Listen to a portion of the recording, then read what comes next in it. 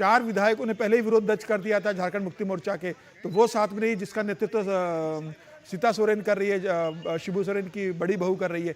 इसके अलावा कांग्रेस के 3 विधायक भी खबर आ रही है कि वो उनके साथ नहीं है, और एक निर्दलीय विधायक भी इनके साथ नहीं है, ये खबर आ रही है। तो मुझे लग रहा है कि 8 से 9 विधायकों की संख्या शायद कम पड़ रही है, और झारखंड मुक्ति मोर्चा और कांग्रेस की जो गठबंधन की सरकार है, उन्हें इस बात का भरोसा नहीं है कि ये पूरे 8 विधायक उनके साथ उपलब्ध है। अगर उनके साथ अगर ये सर्किट हाउस में पूरे 43 विधायक होते, तो मुझे लगता है कि निश्चित रूप से जेएमएम के नेता और कांग्रेस के नेता मीडिया के सामने इनकी परेड करवा देते या मीडिया को अंदर लेके बता देते। मुझे ऐसा लगता है कि विधायकों की संख्या कम है, इसी कारण अभी तक यह राजभवन के सामने नहीं जा पाए हैं। देखिए, जो संख्या जितनी चाहिए और कितनी संख्या विधायकों की किस पार्टी की है, ये भी जानना जरूरी है। अभी जो अगर आप इस गठबंधन को देखें, महागठबंधन अगर इसे हम कह लें, तो 48 विधायक थे इनके पास। देखिए, इस वक्त वहां कुछ हलचल जो है होती हुई दिखाई दे रही है। बस जो है वहां से मूव कर रही है, ऐसा लग रहा है। अभी जो सर्किट हाउस है वहां पर सारे विधायकों को रखा गया है। अच्छा, निशिकांत दुबे, ये तस्वीरें कोर्ट से आ रही हैं जहां ईडी हेमंत सोरेन को लेकर के पहुंची है।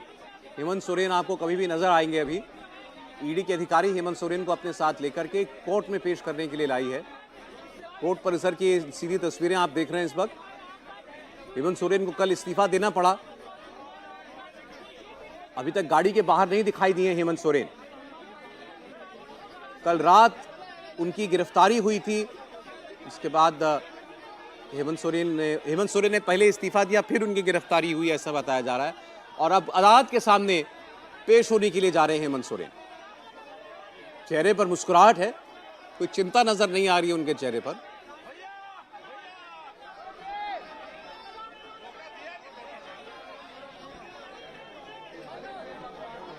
तो हेमंत सोरेन अदालत के अंदर जा चुके हैं। अब आमतौर पर ऐसे में जो एजेंसी होती है वो रिमांड की मांग करती है और अदालत रिमांड ग्रांट भी करती है। अब ईडी भी जाहिर उनकी कस्टडी लेने की मांग करेगी अदालत के सामने जाकर के। देखना होगा अदालत कितने दिन की कस्टडी ग्रांट करती है। फिलहाल कोर्ट में अदालत के सामने मौजूद हैं इस वक्त मुख्यमंत्री हेमंत सोरेन। जो मामला था जिसके हम लोग अभी चर्चा कर रहे थे, खनन का मामला भी चल रहा है उनके खिलाफ, इस जमीन मामले के अलावा। बिल्कुल, खनन का मामला भी चल रहा है। खनन मामले में जो पूजा सिंघल IAS जो खनिज सचिव थी वो गिरफ्तार हुई थी इस मामले में, और उसने भी बहुत चौंकाने वाले और बयान दिए थे। उसने शायद जो ईडी को सबूत दिए या जो बयान दिया है उसमें हेमंत सोरेन का जिक्र किया उसके अंदर, और उनके भाई बसंत सोरेन का भी उसने 2 मामलों में जिक्र किया है। लेकिन ये जो मामला जमीन का भी मामला है, बरियातू की 8.47 एकड़ जमीन का मामला है। अरेस्टिंग तो एक ही मामले में दिखाई जा सकती है ना। 8.47 एकड़ जमीन का जो मामला है उसके बारे में अरेस्ट किया गया है, कि उसके बारे में ईडी ने बार बार पूछा है, और हेमंत सोरेन ने बता नहीं पाए कि वो जमीन उन्होंने किस तरीके से ली गई थी। मुझे लग रहा है हेमंत सोरेन के खिलाफ पुख्ता सबूत होगा ईडी के पास, इसी आधार पर उन्होंने गिरफ्तार किया है। और अब जब कोर्ट से रिमांड मांगेगी 1 वीक के लिए या 4 दिन के लिए, तो निश्चित रूप से इस सबूत के आधार पर मुझे लगता है कि कोर्ट ईडी के पास कस्टडी देगी मुख्यमंत्री की और पूर्व मुख्यमंत्री की, और उसके बाद मुझे लगता है और भी मामले सामने आएंगे। अभय के पास चलते हैं। अभय, कोर्ट में पेश किया गया है हेमंत सोरेन को। कौन सा मामला था जिसमें अदालत के सामने उनको पेश किया जा रहा है, जरा उसका डिटेल भी बताइएगा। क्या आरोप हैं हेमंत सोरेन के ऊपर? देखिए, बिल्कुल हेमंत सोरेन को कोर्ट में पेश किया जा रहा है और कोशिश ये रहेगी ईडी की तरफ से कि लगातार उनको ज्यादा से ज्यादा दिन की ईडी कस्टडी ले सके, क्योंकि मामले जो हैं वो 2 अलग अलग मामले हैं। मुख्य गिरफ्तारी जिस मामले में हुई है, जो सेना की जमीन थी जिसको गलत तरीके से खरीद फरोख्त की गई, और उसमें हेमंत सोरेन के ऊपर आरोप है कि उनकी जानकारी में ये था, और हेमंत सोरेन और हेमंत सोरेन के परिवार के कुछ सदस्य हैं, इनको सब कुछ पता था कि ये सेना की जमीन है, लेकिन उसके बावजूद उसको गलत तरीके से उसमें फर्जीवाड़ा किया गया और फर्जीवाड़ा करके उस जमीन की खरीद फरोख्त की गई। इसके साथ ही कोयला घोटाले का एक मामला भी है जिसको लेकर ईडी पूछताछ जो है वो हेमंत सोरेन से करेगी कस्टडी मिलने के बाद। लेकिन फिलहाल मुख्य केस जो है जिसमें गिरफ्तारी की गई है, जो सेना की जमीन को लेकर घोटाला हुआ है, उसमें हेमंत सोरेन को फिलहाल ईडी दफ्तर से लेकर सीधा रांची की अदालत में पहुंचा गया है। और यहां पर जो ग्राउंड्स बताए जाएंगे, क्योंकि जिस तरीके से 20 जनवरी को जो पूछताछ हुई थी हेमंत सोरेन से और उसके बाद कल जो पूछताछ हुई है, उसमें तमाम तरीके के डॉक्यूमेंट जो है वो भी बरामद किए गए हैं, चाहे वो दिल्ली वाले घर से हो, वो 36 लाख रुपए हो, या फिर जो खबर ये थी कि जो BMW गाड़ी थी जिसका इस्तेमाल अपने पर्सनल इस्तेमाल के लिए हेमंत सोरेन करते थे, वो भी घोटालों के पैसों से खरीदी गई थी। ये तमाम जो ग्राउंड्स हैं वो कोर्ट के आगे रखे जाएंगे और उसके बाद कोशिश जो है वो ईडी की तरफ से ये की जाएगी, क्योंकि आप शुरुआत में 14 दिन की कस्टडी ले सकते हैं, ज्यादा से ज्यादा दिन की कस्टडी की मांग की जाएगी। अब देखना यह होगा कि कोर्ट कितने दिन की हेमंत सोरेन की कस्टडी देती है, क्योंकि अभी लंबी पूछताछ जो है वो करनी है। इस मामले में पहले कई आरोपी जो है वो गिरफ्तार किए जा चुके हैं और अब हेमंत सोरेन को गिरफ्तार किया गया है, तो ये भी हो सकता है कि पुराने जो आरोपी थे उनसे भी कन्फ्रंट कराना हो इस पूरे के पूरे घोटाले के पैसों को लेकर, जमीन के बंटवारे को लेकर। तो ये तमाम चीजें हैं जिसको लेकर फिलहाल कोर्ट में पेश किया गया है। अब देखना है कि कितने दिन की कस्टडी ईडी को मिल पाती है। हर्षवर्धन जी, एक राज्य का मुख्यमंत्री जमीन कब्जा करने के इल्जाम में गिरफ्तार किया जाए, मतलब मामला भी अब आप देखें तो एक कैसा है, वो भी सेना की जमीन का। नहीं, दूसरा वाला भी और रोचक है, खुद ही को खदान भी दे दिया था, तो ऐसा नहीं है। लेकिन अभी आप कह रहे थे कि जब वो निकले गाड़ी से तो आपने कहा कि मुस्कुरा रहे हैं, कोई चेहरे पर चिंता नहीं है, लेकिन देश के लोकतंत्र के लिए चिंता पैदा करता है। नेता भ्रष्टाचार के गंभीर आरोपों में जाते हैं, जेल जाते हैं, लगातार जेल आते जाते रहते हैं और उनके चेहरे पर कोई चिंता नहीं आती है। लोकतंत्र चिंतित होता है। और तो और लालू प्रसाद यादव तो दोषी हो जाते हैं, उसके बाद जेल से निकल कर आते हैं और बढ़िया गाड़ी में निकल पड़ते हैं, कहते हैं मैं लोकतंत्र बचाने निकल रहा हूँ, फिर लोकतंत्र चिंतित होता है। शराब घोटाले में कोई व्यक्ति जेल जाता है और कहा जाता है कि देखो राज्य के बच्चों का क्या होगा, फिर लोकतंत्र चिंतित होता है। कोई मुख्यमंत्री किसी पर फाइल पर साइन नहीं करता है, कहता है कि हमने तो कुछ किया ही नहीं, किस मामले में, वो पूछताछ में नहीं शामिल होता है, फिर लोकतंत्र चिंतित होता है। और ये सचमुच दुर्भाग्य की बात है कि देश के हर हिस्से में ऐसे लोग हैं जिनके ऊपर कोई फर्क नहीं पड़ता। वो बड़े नेता हैं, मंत्री हैं, मुख्यमंत्री हैं, पहले तो कैबिनेट मंत्री भी कई ऐसे हुआ करते थे कि वो भ्रष्टाचार के आरोपों में होते हैं, लेकिन उनके ऊपर कोई शिकन नहीं आती, ये इसी तरह से आते जाते हैं। लेकिन अच्छी बात एक ये है, उसका एक पहलू हो सकता है कि बहुत से लोग अभी भी हैं जो ईडी की, आईटी की, इनकम टैक्स की और सीबीआई के रडार में नहीं आए हैं, लेकिन एक बड़ा वर्ग है नेताओं का जिसको अब डरना पड़ेगा या डरना पड़ रहा है। एक बड़ा वर्ग है जो ऐसे उद्योगपतियों का जो गलत करता है तो उसको डरना पड़ रहा है। शायद लोकतंत्र की चिंता अब थोड़ी कम हो रही होगी। आज जब ये पेशी पर जाएंगे और जब न्यायाधीश महोदय इसके बारे में जो ईडी की रिमांड की मांग होगी उस पर निर्णय लेंगे, उससे भी तय होगा कि लोकतंत्र में ऐसी चिंताएं अब कितनी कम हो रही हैं। और बड़ा जरूरी है, मैं तो बार बार कहता हूं कि जब आईएएस पकड़ा गया, बाबू पकड़ा गया, आम आदमी पकड़ा गया, तो नेताजी कैसे इतने समय तक बचे हुए? ये सवाल तो पूछा जाना चाहिए ना। हर आम आदमी के मन में, कॉमन सिटीजन जो है, we the people of India, उसके मन में ऐसे सवाल आते हैं। ऐसे नहीं, ये रोचक है वैसे भी आपने जो कहा, जब बाबू पकड़ा जाता है, जब अधिकारी पकड़ा जाता है, तब लोकतंत्र खतरे में नहीं आता। हाँ, नेता पकड़ा जाता है कोई, तुरंत लोकतंत्र खतरे में आ जाता है। नहीं, सबसे मतलब वो चिंता भी पैदा करता है कि नेताजी लोग अपने लिए ऐसी छवि बनाकर रखे हैं और उनके समर्थक सोचें, वही समर्थक पकड़ा जाता है। आप कितने पीए के नाम जानते हैं, कितने पीएस के नाम जानते हैं, कितने सेक्रेटरी के नाम जानते हैं जो जेल चले जाते हैं, आपको पता नहीं चलता। लेकिन जब नेता पकड़ा जाता है तो उनके सारे समर्थक उनके साथ खड़े हो जाते हैं। तो ये भी लोकतंत्र में सोचने की जरूरत है, क्योंकि कई बार जब हम कहते हैं ना कि लोकतंत्र गड़बड़ हो रहा है, बड़ी चिंता हो गई, बहुत मुश्किल हो गई, तो हमारा ये व्यवहार भी उस मुश्किल की एक वजह बनता है। लेकिन मुझे लगता है कि आम जनता इस बात को जानती है कि ये नेता भ्रष्ट हैं और इसीलिए आगे चुनावों में हमें उसका दूसरा रूप देखने को मिलता है। लेकिन मैं इसकी तरफ भी इशारा करना चाहूँगा कि ये जो एजेंसीज़ हैं, इनको थोड़ा सा इस तरह का रुख अपनाना चाहिए कि ये ऐसा ना लगे एक तरफा कार्रवाई हो रही है। बहुत सारे लोग दूसरी पार्टियों से भारतीय जनता पार्टी में आए हैं, उस समय उन पर बहुत सारे आरोप थे, अब उन आरोपों को ऐसा लगता है कि वो आरोप सब खत्म हो गए हैं। तो उनके आरोप की भी जांच होनी चाहिए और ज़रूरत पड़ने पर उनकी गिरफ्तारी भी होनी चाहिए। मुझे लगता है हेमंत सोरेन की समस्या और बढ़ने वाली है। हेमंत सोरेन पे एक और मामला चलने वाला है जिस बात की संभावना लग रही है कि इन्होंने उद्योग मंत्री रहते 11 एकड़ जमीन अपनी पत्नी कल्पना सोरेन के नाम से ट्रांसफर की थी, उनकी कंपनी के नाम से, उसकी भी शिकायत दर्ज की गई है। और मुझे लगता है आने वाले दिनों में उस 11 एकड़ जमीन, जब उद्योग मंत्री रहते हेमंत सोरेन ने अपनी पत्नी को जो जमीन ट्रांसफर की थी, उसकी जाँच होगी, तो मुझे लगा उस केस में भी हेमंत सोरेन की तकलीफें बढ़ेंगी। नहीं, वैसा तो ये तो साफ है, जैसा हमने ईडी के भी हाल के मामलों में देखा है कि ईडी का मामला जब बनता है तो फिर बेल भी बहुत आसानी से नहीं मिलती है। आप दिल्ली का उदाहरण देख लीजिए। देखिए, ईडी के मामले तभी बनते हैं जब जो पैसा है वो किसी एक क्राइम में जो है वो पैसा जो है वो निकल के आया हो, वो व्यक्ति तक पहुंचा हो, फिर उस फिर पैसे पैसा को घुमाया गया हो। फिर पैसे को घुमा के वाइट करने की कोशिश की गई, जैसे कि ज़मीनें खरीद लेते हैं, जैसे बाकी सब चीज़ें करते हैं। तो उसमें फिर एक ट्रेल जो ईडी को मिलती है, उसके बाद वो मामला बहुत पुख्ता हो जाता है कि किस तरह से ये क्राइम जो है ये इसको अंजाम दिया गया, और इससे फिर जो है वो नेता फंस रहे हैं। देखिए, पहले अगर आपको याद हो तो बार बार ये बात होती थी कि भारत में जो है वो राजनेता जो है वो क्राइम करके बच जाते हैं, उनको वो लगातार मुकदमे चलते रहते हैं, उस पर कुछ होता नहीं है। और ये भी बात बार बार आती थी कि जब आपकी सरकारें बदलती हैं तो जो आपकी राजनेता होते हैं उनके खिलाफ सरकारें जो नहीं आती थी वो अपने मुकदमे वापस ले लेती थी। तो किस तरह से बचाया जाता था राजनेताओं को, और छवि जो है लोगों के भीतर वो राजनेताओं की बहुत अच्छी नहीं है, और इसी कारण से वो अच्छी नहीं है क्योंकि इस तरह के मामले जो है वो जनता ने देखे हैं। अब एक बार ऐसा लगता है कि राजनेताओं के खिलाफ कार्रवाई हो रही है, अब ऐसा लगता है कि राजनेता जेल जा रहे हैं। बहुत सारे बड़े बड़े नेता जिनके नाम जो है लोग सुना करते थे, उन पर जो मुकदमे चल रहे हैं उसके बारे में लोगों को पता चल रहा है। तो एक ऐसा माहौल बना है जब ये लगता है कि राजनेताओं के खिलाफ कार्रवाई होगी, और ऐसे में लोगों का विश्वास भी जो है राजनीति में बढ़ेगा। देखिए, मैं तो कल सुबोध कांत साहे को सुन रहा था, कांग्रेस पार्टी की सीनियर लीडर हैं झारखंड के ही, जब वो भी राजभवन पहुंचे हुए थे, जब सारे विधायकों को परेड कराया जा रहा था और हेमंत सोरेन वहां इस्तीफा देने के लिए आए थे।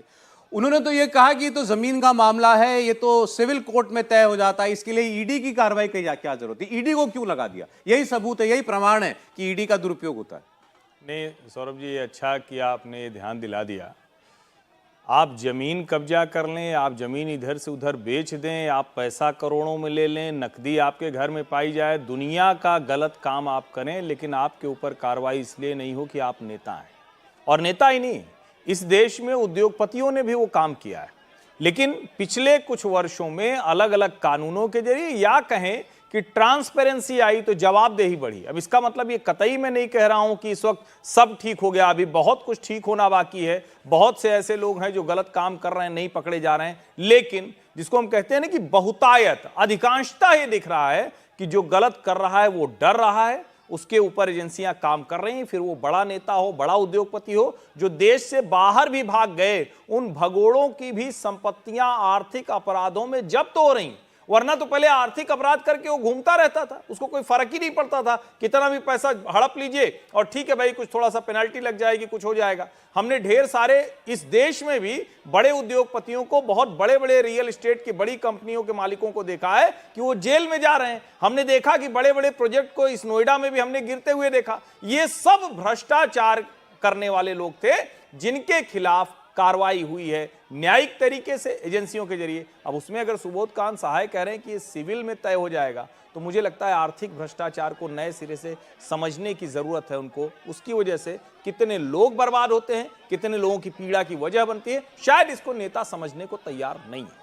देखिए, एजेंसियां जो हैं वो कई बार बिल्कुल सही कार्रवाई भी करती हैं, ठोस कार्रवाई भी करती हैं, ये नहीं देखती कि ये नेता कौन सा है और कौन सी पार्टी का नेता है। कई बार एजेंसियों का दुरुपयोग भी होता है, पहले भी होता है, आज भी हो रहा होगा शायद, लेकिन ये नेता ये जरूर जानता है कि जनमत क्या कह रहा है, जनता क्या सोच रही है, कि ये कार्रवाई कोई एजेंसी करती हुई दिखाई दे रही है, जनता इस कार्रवाई के पक्ष में है या इसको वो दमन की कार्रवाई मान रही है या एजेंसी का दुरुपयोग मान रही है। जब देश का प्रधानमंत्री खुलकर ये कहता है कि आपने मुझे ये मैंडेट दिया है कि मैं भ्रष्टाचार को रोकूं और भ्रष्टाचारियों को जेल में डालूं, तो मैं वो काम कर रहा हूं क्योंकि आपने मुझे ये आदेश दिया है, और वो काम आप होता हुआ देखते हैं। मुख्यमंत्री का ये इस्तीफा, मुख्यमंत्री की गिरफ्तारी हुई है ना, छोटी बात नहीं है कि एक मुख्यमंत्री को इस्तीफा देने के लिए मजबूर होना पड़ रहा है, उसको गिरफ्तार किया जा रहा है। एक उप मुख्यमंत्री को पद छोड़ते 2 दिन के अंदर अगर उसको एक दूसरे मामले में ईडी पूछताछ के लिए बुला रही, तो ये दिन अगर आ रहा है तो कम से कम आज जो सत्ता में है उनको लगता है कि जनता हमारे साथ है। नरेश जी। बिल्कुल, ये बात तो सही है कि इस समय जो करप्शन का मामला है काफ़ी समय से चर्चा में है, लेकिन इस समय ज़्यादा है और लोग ऊब गए हैं। उनको लगता है कि ये इस तरह का जो भ्रष्टाचार है ये ख़त्म होना चाहिए। और जैसा कि हर्षवर्धन जी ने कहा, अब जो है कार्रवाई हो रही है और दिख रही है। अब लालू प्रसाद यादव तो कन्विक्ट हो चुके हैं, जेल में रहकर आए हैं। इसी तरह से हरियाणा के ओम प्रकाश चौटाला वो जेल में रह के आए हैं, और सब करप्शन में जयललिता स्वयं जेल में थी, और उनके शशिकला जो उनकी जो निकट सहयोगी थी वो जेल काट के आई हैं, और ये सब करप्शन के मामलों में हुआ है। तो अब लोगों को लगता है कि कार्रवाई तो हो रही है, लेकिन जैसा मैंने कहा कि ये कार्रवाई जो है, ऐसा नहीं लगना चाहिए कि एक ही ये विरोधी लोगों की तरफ ही हो, जो कार्रवाई सबकी तरफ होनी चाहिए, क्योंकि करप्शन से छूता कोई नहीं है। ऐसा नहीं होना चाहिए कि भाई एक पार्टी में, भारतीय जनता पार्टी में भी ऐसे लोग हैं जिन पर करप्शन के आरोप हैं, उन पर भी कुछ लोगों के खिलाफ हुई है, मैं ये नहीं कहता कि किसी के खिलाफ नहीं हुई, लेकिन इस समय ऐसा लगता है कि देश में कोई 1 दर्जन से ज़्यादा मुख्यमंत्री या पूर्व मुख्यमंत्रियों के खिलाफ ईडी की कार्रवाई हो रही है, और उसमें अधिकांश जो हैं विपक्ष के नेता हैं। क्या कहेंगे हर्षवर्धन जी? नहीं, इसमें कहीं कोई मुझे ऐतराज नहीं दिखता जो नरेश जी कह रहे हैं, ये लोगों के मन में आता भी है, लेकिन जनता क्या करे भाई? आप सरकार में रहते हैं तो कहते हैं सरकार वाले का तो कुछ हो नहीं सकता, विपक्ष वाला कहेगा कि हमको भी ना करो, फिर तो ये सारे भ्रष्टाचारी किसी की भी सरकार रहेगी बच जाएगी। जनता प्रसन्न इस बात पर है कि चलो आप इसको मान सकते हैं कि विपक्षी नेता के ऊपर कार्रवाई कराई जा रही है, लेकिन जो कराई भी जा रही है वो भ्रष्टाचारी है, जनता कम से कम ऐसा मानती है। और उसको ये उम्मीद है कि जो भी भ्रष्टाचार में है आज नहीं तो कल वो जेल जाएगा, उसके खिलाफ कार्रवाई होगी। हाँ, कई मामलों में ये संदेह पैदा होता है कि दूसरे दल में रहा और जब भाजपा में आया वो तो यहाँ कई बार उस पर कार्रवाई जो है धीमी पड़ जाती है। ये तस्वीर आ रही थी इसलिए मैंने आपको रोका।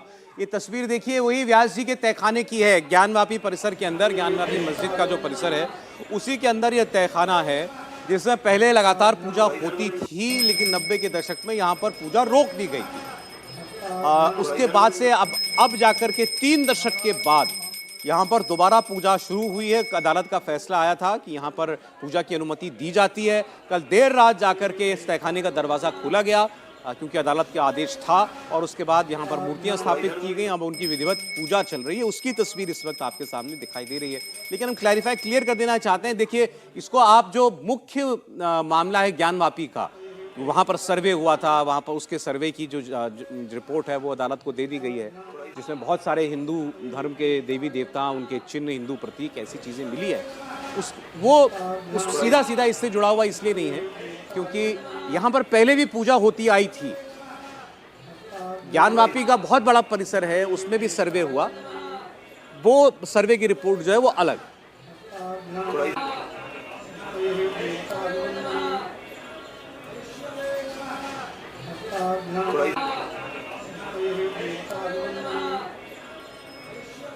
जहां तक इस जगह का सवाल है, इसको व्यास जी का तहखाना कहते हैं क्योंकि व्यास परिवार वो लगातार यहाँ पर पूजा करता रहा था। एक के बाद एक दूसरी पीढ़ी जो है उनकी, वो यहाँ पर आकर के पूजा करती थी, लेकिन फिर अचानक जब मुलायम सिंह मुख्यमंत्री थे तब यहाँ पूजा बंद करा दी गई थी। अब उस मामले को चुनौती दी गई थी अदालत के अंदर, और अदालत ने फिर यहाँ तहखाना खोलकर इसमें पूजा की इजाज़त दे दी। और इसमें ये भी लोगों को ध्यान में रहना चाहिए कि कोई लिखित आदेश तब की सरकार ने पूजा बंद कराने के लिए नहीं दिया। उन्होंने कहा पूजा हम नहीं कराएंगे, और मुलायम सिंह यादव जी की सरकार के समय वो बंद हुआ, और कहा क्या गया कि इससे हिंदू मुस्लिम जो सौहार्द है वो बना रहेगा। अब सवाल ये कि जहां पर किसी हिंदू देवी देवता की पूजा हो रही हो, उसको बंद कर देने से कैसे सौहार्द बना रहेगा? और अगर ये सौहार्द बनाने की कोशिश है तो निश्चित तौर पर ये फ्रॉड सेकुलरिज्म यही है जिसकी वजह से हिंदू मुसलमान को लड़ाया जाता है। यहां कोई मुसलमान जाकर न तो किसी तरह की उनकी अपनी इबादत थी, न कोई कुछ भी नहीं कर रहा था। यहां श्रृंगार गौरी की पूजा लंबे समय से होती आ रही थी 1993 में, और क्या हुआ, कहा गया कि भाई अब वहां ढांचा गिरा हुआ है तो यहां पूजा बंद कर दो। सवाल यही है कि क्या इस तरह के फ्रॉड सेकुलरिज्म को किसी भी अच्छे लोकतंत्र में स्वीकार किया जा सकता है? और फिर से मैं कह रहा हूं, 93 में बंद कराई गई थी पूजा, आज जब न्यायालय ने निर्देश दिया तो सरकार निश्चित तौर पर, अगर योगी आदित्यनाथ की सरकार नहीं होती तो हफ्ते भर में कहा था टाल मटोल कर सकती थी, समय ले सकती थी, ऑर्डर नहीं पहुंचा, लेकिन न्यायालय का आदेश आया, प्रशासन ने त्वरित गति से, मतलब इसको कहते हैं ना कि एकदम वो रफ्तार बड़ी शानदार रही, और आज ही से यहां पूजा शुरू हो गई। अब इलाहाबाद उच्च न्यायालय में जाएंगे। विष्णु जैन जी ने, जो हिंदू पक्ष के वकील हैं, उन्होंने कैविएट भी दाखिल कर रखा है कि कोई भी निर्णय सुनाने से पहले हमको भी सुनिए। जी, अब बिल्कुल आपने ठीक याद दिलाया कि इस तहखाने को लेकर के कोई डिस्प्यूट नहीं था, कोई विवाद इसको लेकर के नहीं था पहले भी, क्योंकि यहाँ तो पूजा लगातार होती जा रही थी। लेकिन यहाँ पर भी जब पहुंचे थे सर्वे करने वाले टीम और कोर्ट कमिश्नर की टीम यहाँ पर आई थी तो कहा गया था चाबी नहीं है इसकी, कल भी रात में ऐसा सुनने में आया कि चाबी इसकी नहीं मिल रही है, लेकिन चूंकि कोर्ट का आदेश था तो फिर ये खोल करके यहाँ पर मूर्तियां रख दी गई और आप पूजा होती हुई आज देख रहे हैं। लेकिन आज आप देख रहे थे कहानी कुर्सी की, उसमें वक्त इतनी इजाजत दे रहा है। बहुत शुक्रिया नरेश जी, हर्षवर्धन जी आपका, समीर जी, राहुल महाजन जी आपका बहुत